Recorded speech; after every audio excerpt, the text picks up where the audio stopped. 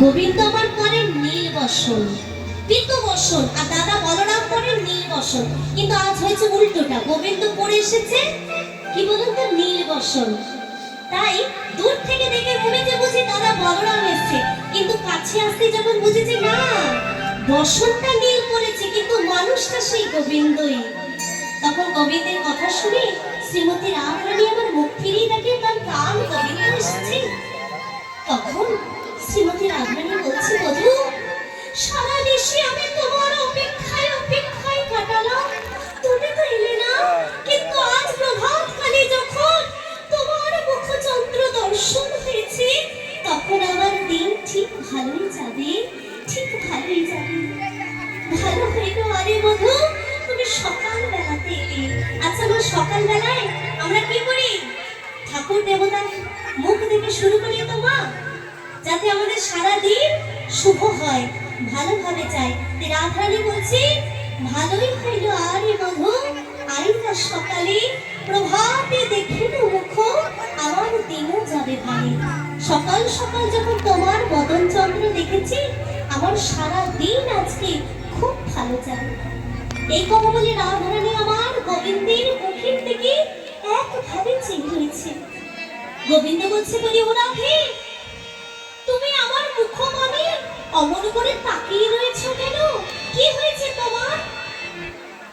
রাধারানী বলছে, বধূ আমি একে দেখছি তোমার এমন বদন কেন? গোবিন্দ বলছে, কি হয়েছে রাধে, তুমি অমন উদ্বিগ্ন দেখাচ্ছে কেন? তখন রাধারানী বলছেন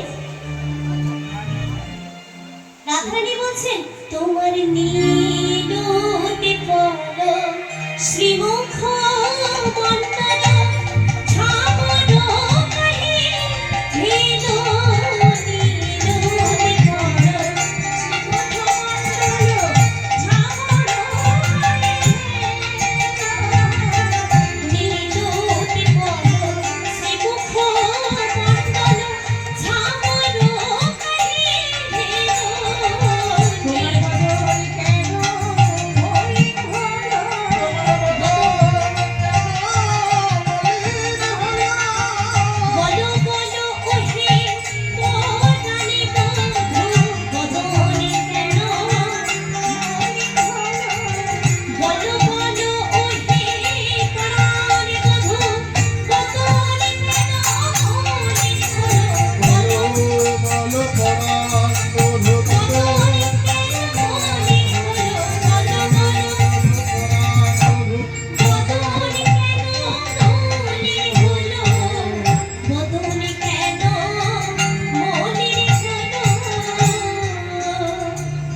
বধূ তোমার এত সুন্দর উজ্জ্বল বদন আজ আমার মলিন দেখাচ্ছে কেন? তখন গোবিন্দ বলছে, আসলে জানো রাধে গত রাতে গত নিশীথে আমার মদন জ্বর হয়েছিল, তাই আমাকে এমন মলিন দেখাচ্ছে।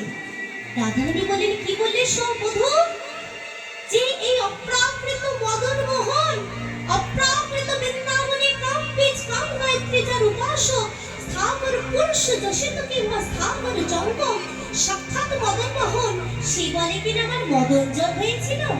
আচ্ছা বধূ আমি মেনে নিলাম তোমার মদন জ্বর হয়েছিল, কিন্তু তুমি একটা কথা বলো তো বধূ, তোমার গায়ে আমার নখের দাগ কেন? বলি নখনে ঘাটে খতবা খুশিতে ডোল করে নারে, নখনে ঘাটে খতবা খুশিতে ডোল করে নারে, নখনে ঘাটে খতবা খুশিতে ডোল করে নারে, কণ্ঠকে তন হাত দিয়ে হাত ধরে ঘুরাইতে ঘুরাই, কণ্ঠকে তন হাত দিয়ে হাত ধরে ঘুরাইতে ঘুরি, তোমার অঙ্গে আঘাত করেছে, অঙ্গে আঘাত করেছে, বলো বলো বলে পড়ার বধূ অঙ্গে আঘাত কি করেছে, বলো বলো বলে পড়ার বধূ অঙ্গে আঘাত কি করেছে। হে প্রাণনাথ তোমার গায়ে এত নখের আঁচড় কেন দেখছি? ওমা একটু মন দিয়ে শুনবেন, শুনলে কিন্তু কীর্তনের রস আস্বাদন হবে, আনন্দ পাবেন, ভগবত আনন্দ, পরম আনন্দ এই কীর্তনের মধ্যে রয়েছে। তো রাধারানী কি প্রশ্ন করছে? বলছে তোমার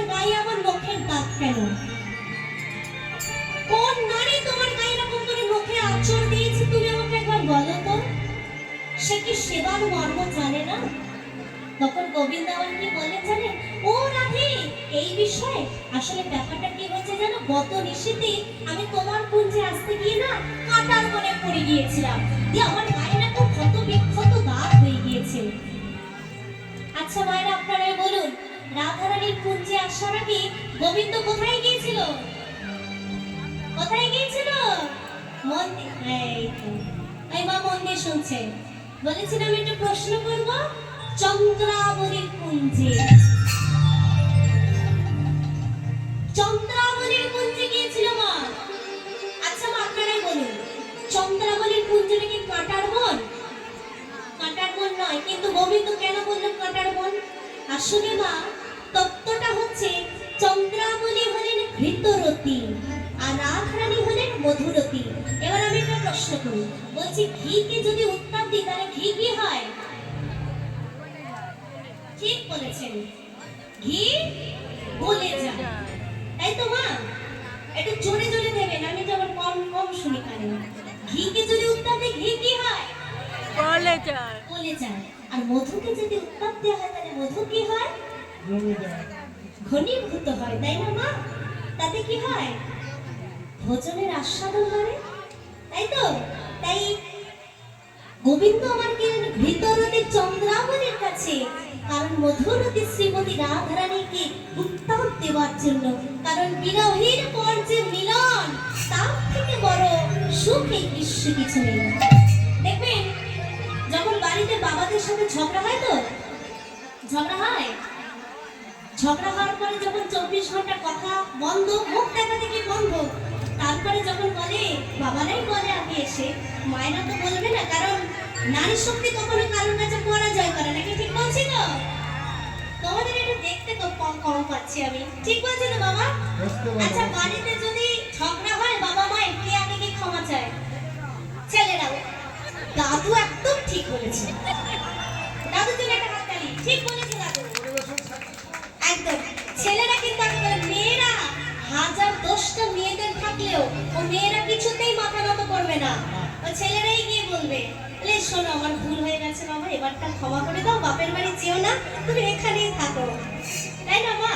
এইটা হচ্ছে বিষয়। তো বিবাহের পর যখন 24 ঘন্টা কথা বন্ধ, তারপর যখন বাবার এসে বলে, দেখো ভুল হয়ে গেছে, তুমি আর বাপের বাড়ি যেও না, দুর্গাপূজায় তবে 2টো শাড়ি কিনে নেবো, তখন মায়েদের মুখে যে হাসিটা হয়, তার থেকে মনে হয় ভালো হাসি আর কিছুতে হয় না। কারণ কি, বিরহের পর মিলন। তেতোর পর যেমন বৃষ্টি ভালো লাগে, তেমন বিরহের পর মিলনের মতো সুখ আর কিছুতে হয় না। তাই সেই ঘৃতরতী চন্দ্রাবলীর কাছে গেলেন মধুরতী রাধারানীকে উত্তাপ দেওয়ার জন্য, কারণ এই মিলনের স্বাদ যে ভগবানকেও আস্বাদন করতে হবে। তখন রাধারানী বললেন, বুঝলাম তুমি কাঁটার বনে পড়ে গিয়েছিলে, তবে তো আমার আরো প্রশ্ন আছে। বলি, বধূ তুমি তো চন্দনের বিন্দু দাও, এই যে মায়েরা আমরা যে চন্দনের বিন্দু দিয়েছি, কিন্তু আজকে তোমার কপালে সিঁদুরের বিন্দু দেখছি কেন? বলি, চন্দন কাহে অলকা করি সিন্দুর কাহাকে, বলি সিন্দুর কাহে অলকা করি সিন্দুর কাহে অলকা করি চন্দন কাহাকে, সিন্দুর কাহে অলকা করি চন্দন কাহাকে, বলি কপালে সিঁদুর কে দিয়ে, বলি কপালে সিঁদুর কে দিয়ে, বলি কপালে সিঁদুর কে দিয়ে, বলি কপালে সিঁদুর কে দিয়েছে, বলো বলো ওরে পরাণে বধূ কপালে সিঁদুর কে দিয়েছে, বলো বলো বধূ পরাণে বধূ কপালে সিঁদুর কে দিয়েছে। তোমার কপালে সিঁদুর কে দিয়েছে বলো তো? তুমি চন্দনের ফোঁটা পরো, তোমার কপালে সিঁদুর কেন? তখন গোবিন্দ বলছে, মনে মনে ভাবছে কি উত্তর দেওয়া যায়, কি উত্তর দেওয়া যায়। হঠাৎ করে মনে পড়লো, ও শোনো রাধে, বিষয়টা হচ্ছে ওই হ্যাঁ মনে পড়েছে, ওই গত নিশীথে না তোমার কুঞ্জে আসতে গিয়ে আমি ভুল করে গিরি গোবর্ধন পর্বতে চলে গেছি। এবার গিরি গোবর্ধন পর্বতে গিয়ে দেখি সেখানে গৌরী মাতার পূজা হচ্ছে। এবার আমি যখন গেলাম, তখন মন্দিরের পান্ডারাই আমার কপালে সিঁদুরের বিন্দু এঁকে দিলেন। জয় গৌরী মাতা কি। রাধারানী বলেন, পুছা তুমি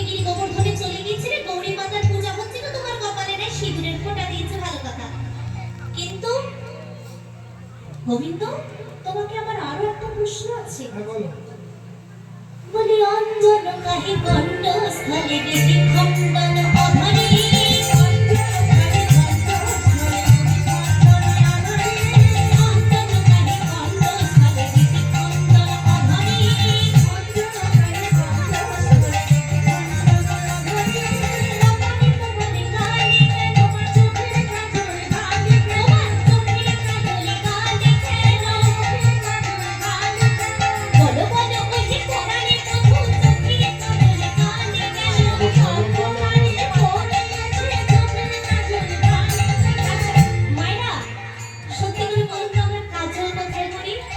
চোখে কাজল কোথায় করি? পাই। চোখে চোখে এই মা বলছে ঠিক করেছে, চোখে করি। আর গোবিন্দ কোথায় করেছে জানো? কোথায়? গালে। ও, এখন ভাবো কেউ যদি চোখের কাজলটা গালে পরে তাকে কেমন লাগবে দেখতে? বাবা। ঠিক লাগবে না তো? না আর গোবিন্দর অবস্থা হয়েছে তাই, চোখে যেটা কাজলটা পরে গোবিন্দ এখন গালে কাজলটা পরিয়ে দিয়েছে। আর ইতি খণ্ডন অধরে, মানে কি তার অধরের ডাকে, মানে ঠোঁটের স্পর্শে গোবিন্দের বক্ষে তার ঠোঁটের স্পর্শ লেগে ভাবুন তো রাধারানীর কতটা ভিতরে আমি আছে। যেখানে আছি সেখানে অঞ্জন কাহি কণ্ঠ স্থলে বিধি খণ্ডন অধরে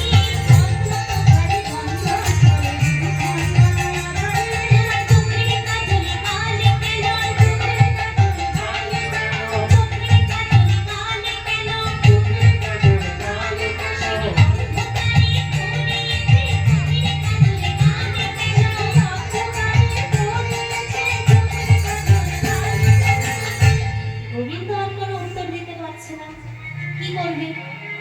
রাধারানী বলছে, শোনো বধূ, তোমাকে আরো একটা প্রশ্ন করি।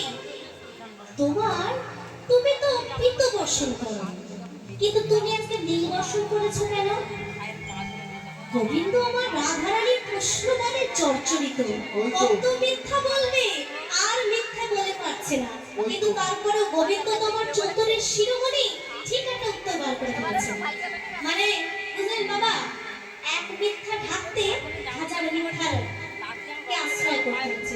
কেউ যখন একটা মিথ্যা বলবে না, তখন সেই মিথ্যাটাকে ঢাকতে তাকে হাজার মিথ্যা কথা বলতে হয়। গোবিন্দর আজকে সেই অবস্থা।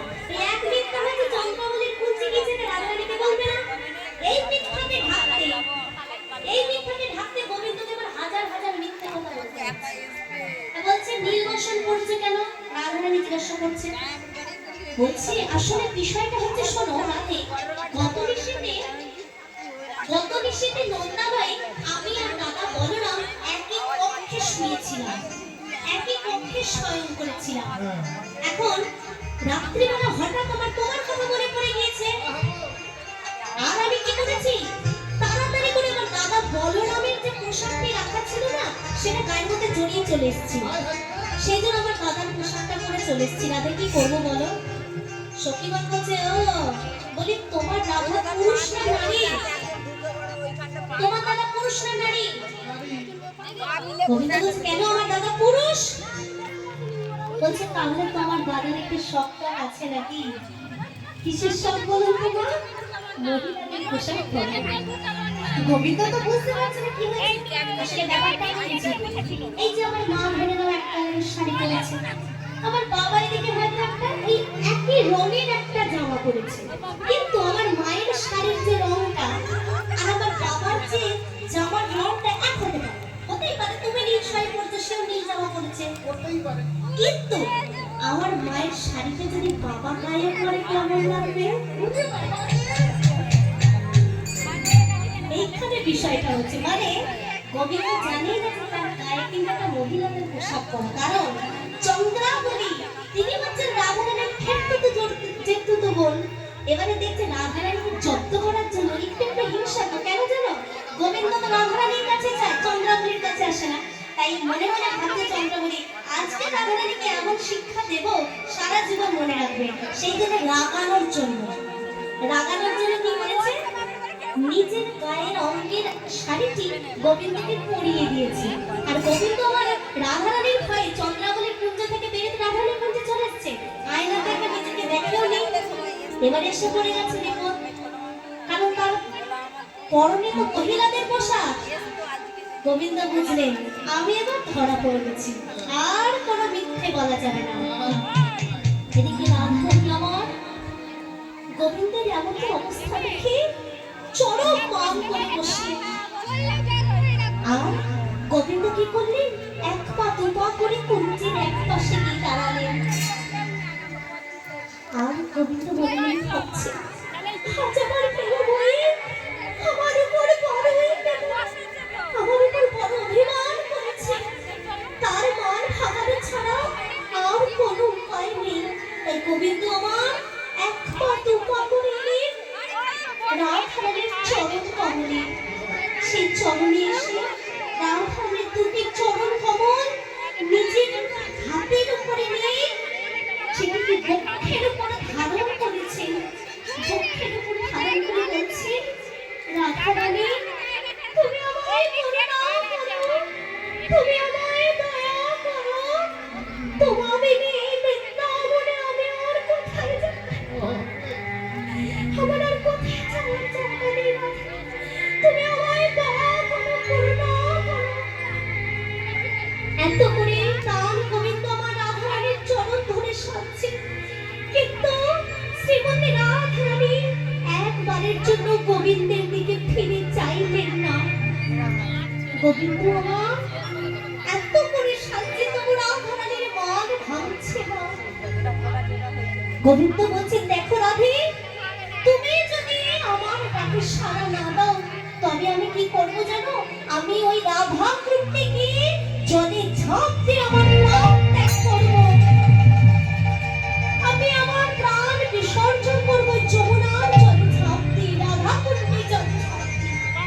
তবু রাধারানীর মান ভাঙলো না।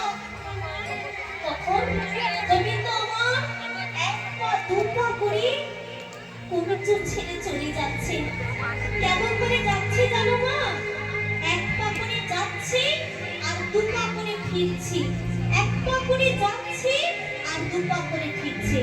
এটা কখন হয় মা, ধরে নাও তোমার বাড়িতে কোনো কেউ এসেছে, তার কিন্তু যাওয়ার ইচ্ছে না থাকলে সে কিন্তু একবার পিছন ফিরে দেখবে আর এক পা করে যাবে। যদি একটিবার ডেকে বলে দাঁড়াও, তুমি যেও না, আর উঠে থাকো।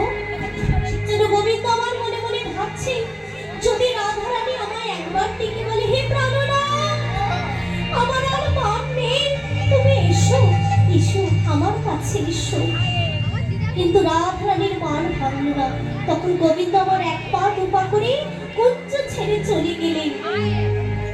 ডালে বসেছিল শোক সারি দুই পাখি, রাধারানীর এই নিপুণ মান দর্শন করে শোক সারিকে বলছেন, তুমি এমন রাধার গুণগান করো যে রাধা জীবনের জগতের কৃষ্ণধর, জগতের জীবন কৃষ্ণধর পায়ে ঠেলে ঠেলে দেয়, তুমি এই রাধার গুণগান করো। সারি প্রতি সুমিতা কহিছি বাচন, সারি প্রতি সুমিতা কহিছি বাচন, সারি প্রতি সুমিতা কহিছি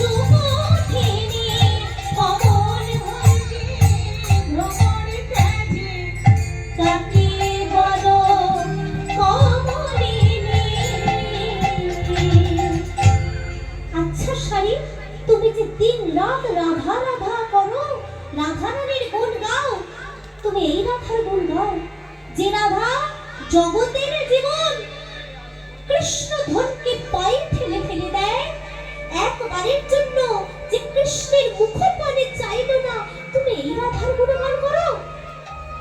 সুখসারীর এই কথা শুনে রাধারানী আবার চমকে উঠলেন, নিজের চরণের দিকে তাকিয়ে দেখেন মধু নেই। মধু কোথায়? রাধারানী বলছেন, ও ললিতা, ও বিশাখা, আমার প্রাণ মধু কোথায় গেল? এই মাত্র তো আমার সাথে কথা বলছিল, আমার প্রাণ গোবিন্দ কোথায় গেল? সখীগণ বলছে, তোর মধু এতক্ষণ তোর চরণ তলে বসে কতই না কেঁদে, কতই না সিধে বলল, রাধে তুমি দয়া করো, তোর মান ভাঙলো না, তোমার এতই মানের গরম, আর এখন বলছো তোমার বধূ কোথায়? তোমার বধূ কুঞ্জ ছেড়ে চলে গিয়েছে, আর সে বলেছে, রাধে তুমি যদি আমার তাকে সাড়া না দাও, তবে আমি রাধা কুণ্ডের দিকে প্রাণ ত্যাগ করব। রাধারানী বলছেন, সখীরে, তোরা কি বলছিস? আমি তো কিছুই বুঝতে পারছি না।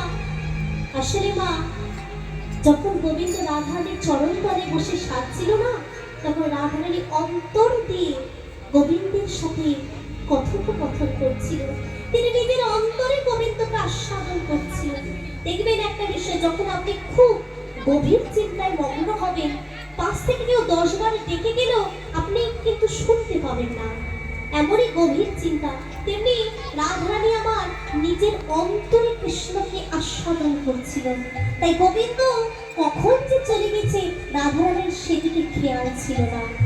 অন্তরাত্মাতে শ্রীমতী রাধারানী আমার গোবিন্দকে আস্বাদন করছিলেন। এখন যখন চলে গিয়েছি, তখন রাধারানী বলছে, সখী, আমি তো না হয় মান করেছিলাম, কিন্তু তোরা তো আমার প্রাণের সখী, তোরা কেন আমার বধূকে যেতে দিলি? তোরা তো আর আমার বধূর সাথে মান করিসনি, তোরা তো চাইলে আমার বধূকে ধরে বসিয়ে রাখতে পারতিস, কেন তোরা যেতে দিলি বলতো? তোরা নাকি আমার প্রাণের সখী। জানিস সখী, আমার বধূ যাওয়ার সাথে সাথে আমার মান চলে গেল, তার সাথে সাথে আমার লজ্জা চলে গেল, আর তার পিছু পিছু আমার ধৈর্য চলে গেল। আর তারা যাওয়ার সময় কি বলে গেল জানিস? ও রাধে, আমরা তোমার কেউ নয়, আমরা হলাম কৃষ্ণ সুখী সুখী, যেখানে কৃষ্ণ সেখানে আমরা। যতক্ষণ কৃষ্ণ তোমার কাছে ছিল, ততক্ষণ আমরা তোমার কাছে ছিলাম, এখন কৃষ্ণ তোমায় ছেড়ে গেছে, এখন আর আমরা কিন্তু তোমার সাথে থাকবো না। তখন সখীগণ বলছেন, আচ্ছা রাধি, তোর বধূ চলে গেছে বলে তুই খুব কষ্ট পাচ্ছিস না?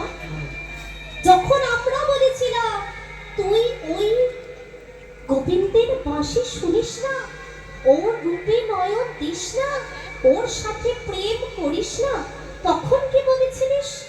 আমি গোবিন্দের বাঁশিও শুনবো, ওই রূপে নয়নও দেব, ওর সাথে প্রেমও করব, তাতে যদি আমার পরাণ যাইতে যাবে তো তোদের কি? আর এখন বলছিস সখী আমার বধূকে এনে দে, প্রেমের কত জ্বালা। এক কাজ কর রাধে, তুই যখন তোর বধূর সাথে মানে করেছিস, তোর যখন এতই মানের গরম, তখন তুই তোর বধূকে ভুলে যা, সারা জীবনের মতো তুই তোর বধূকে ভুলে যা। রাধারানী বলছে, ওটি কি সম্ভব সখী? একবার আমি যে রূপে নয়ন দিয়েছি, তাকে আমি ভুলবো কেমন করে? ওই রূপ যে একবার নয়ন দিয়েছে, সে কখনো ভুলতে পারে না। এতে শুধু আমার একার অবস্থা নয়, এই জগতে যে আমার বধূর মুখপানে একবার নয়ন দেয়, তবে সে কর্মী হোক যোগী হোক না কেন, কৃষ্ণ চরণের ভক্তে পরিণত হয়। তাই ভাগবতে বলেছে আত্মনামশ্চ মূঢ়য়া নির্গ্রন্থাপি উরক্রমে কুর্বন্তি অহৈতুকীং ভক্তিম ইথম ভূত গুণগুণী।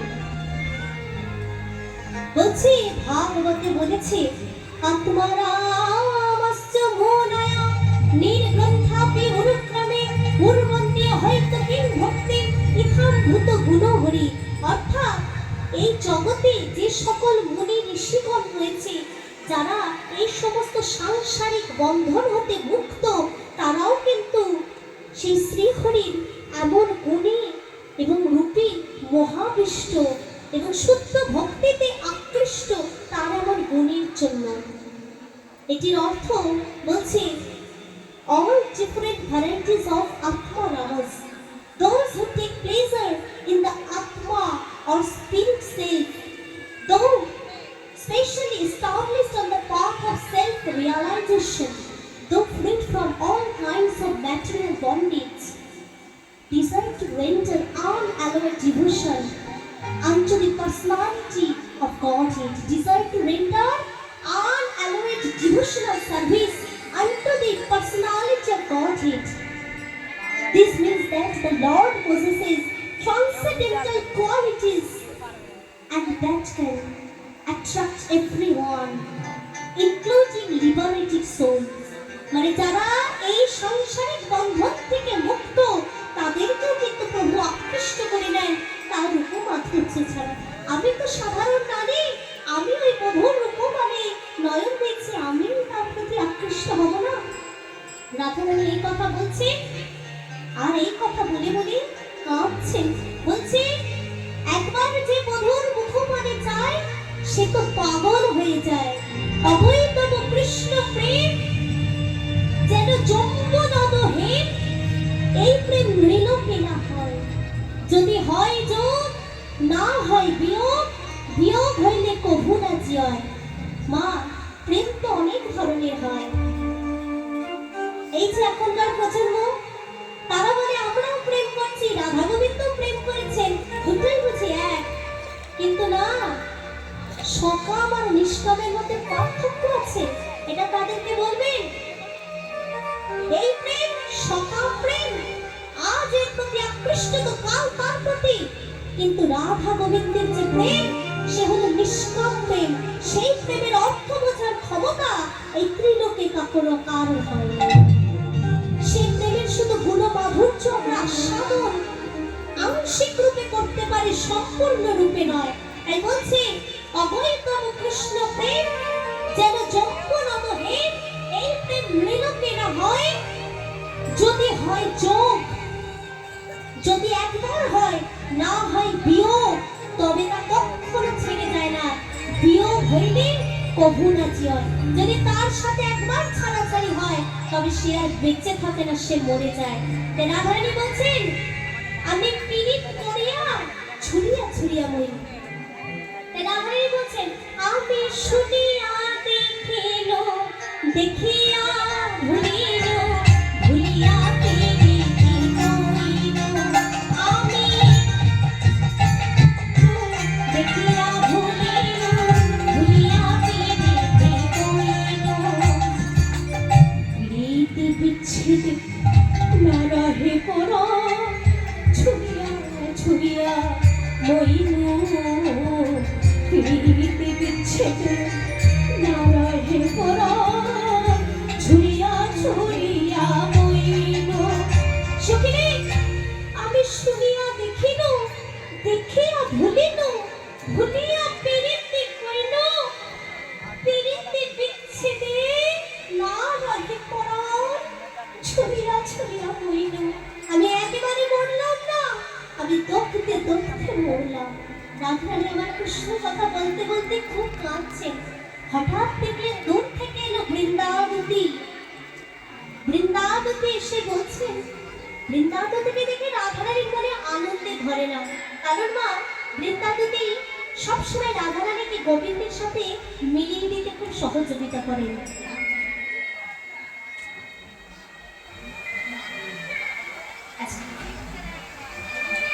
যারা প্রসাদ পাননি আপনারা প্রসাদ পেয়ে তো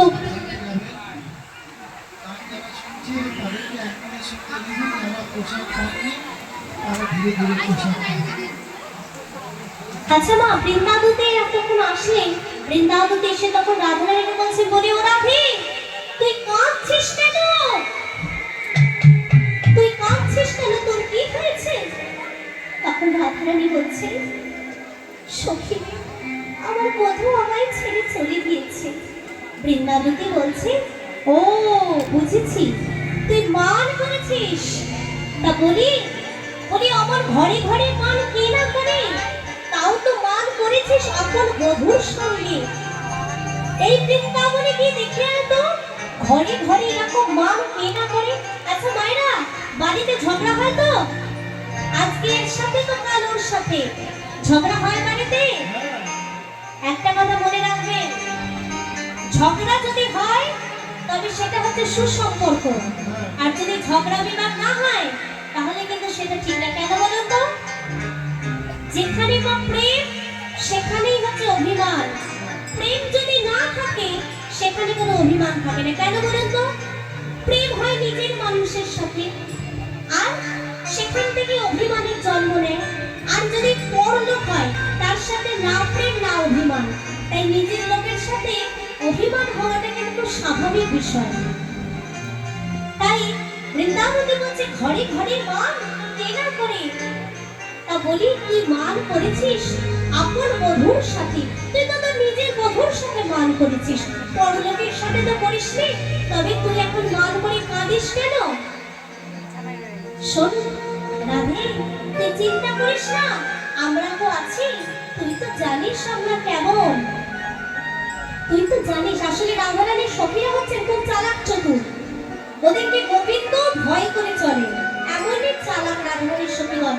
তখন বিদ্যাদেবী বলছেন, রাধে তুই তো জানিস আমরা কি, তাই তুই চিন্তা করিস না। তোর বধূ যেখানেই থাক না কেন, আমি কিন্তু ঠিক তোর বধূকে তোর কাছে নিয়ে চলে আসবো। তুই খালি অপেক্ষা কর, তুই খালি অপেক্ষা কর। প্রেমে কারি গড়ে মোরা যত সখীরা,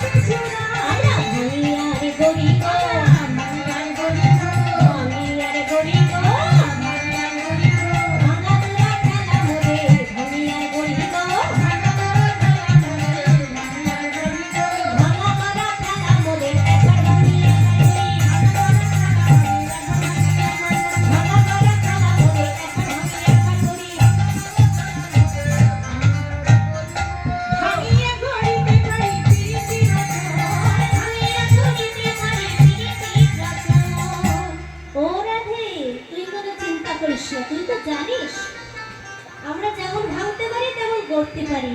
তুই শুধু তোর চরণ ধুলি আমাদের মাথায় দিয়ে, তোর চরণের ধুলো থাকলে আমি ঠিক তোর গোবিন্দকে তোর কাছে এনে দিতে পারবো। এই বলে রাধারানী আমার বৃন্দে দুটি আমার চললেন গোবিন্দকে খুঁজতে। কিভাবে যাচ্ছে মা? জিতে কুঞ্জর গতি মন্থর চলত সবার নারী,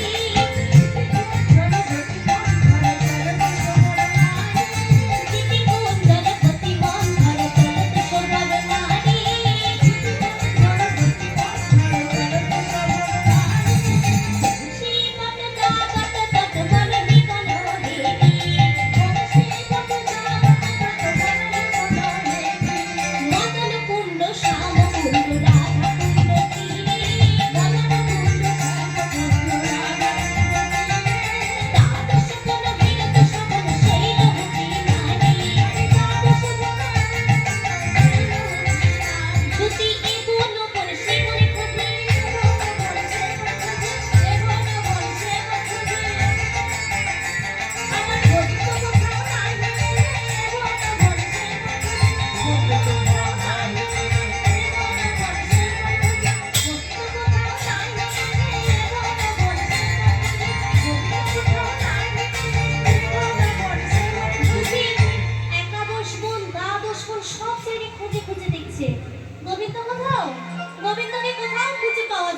হারিয়ে গেছে গোবিন্দ। সব জায়গা রাধাকুণ্ড, শ্যামকুণ্ড, মদনকুঞ্জ, তারপর একাদশ বন, দ্বাদশ বন সব খুঁজে দেখেছে, দুটি কোথাও খুঁজে পেল না গোবিন্দকে। তখন দুটির মনে মনে সত্যিই ভয় হচ্ছে। তখন তিনি মন প্রাণ দিয়ে বলছি, হে গোবিন্দ, হে রাধানাথ,